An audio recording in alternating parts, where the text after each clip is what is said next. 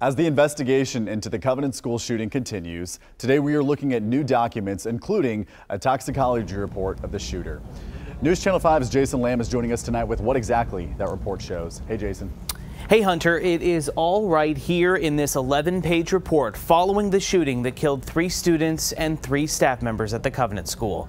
The autopsy is pretty straightforward and details about what you'd expect, but it's the toxicology report that carried some interesting news.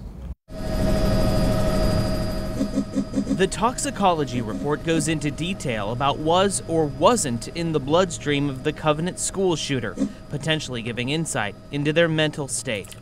The report concludes that the examination did not reveal any positive findings of toxicological significance.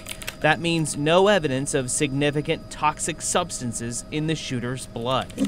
The examination tested for these 16 different toxic substances, things like amphetamines, barbiturates, cocaine, fentanyl, and meth, among others. The report did not describe any testing to indicate whether the shooter's blood contained elevated testosterone levels or other drugs used in gender-affirming care. That's been a theory posited by some to account for the shooter's behavior. But a medical expert we spoke with said even if there had been testing for testosterone and those levels came back high, there would be no way to infer that it would influence the shooter's behavior. That expert told us the testing would have been able to pick up drugs like Xanax or Valium if the shooter was on those, but would not have been able to pick up any antidepressants or antipsychotics.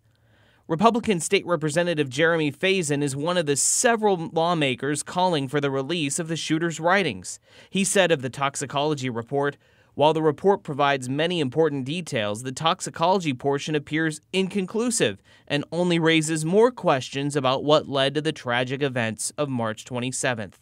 It is still my belief," he says, "that law enforcement's thorough investigation, along with the release of the shooter's writings, will provide clearer insight into her behavior and motives leading up to that horrific day." Now, Metro Police say part of the continuing investigation is to get access to the shooter's medical records to figure out anything the shooter may have been diagnosed with and who diagnosed it. Rory?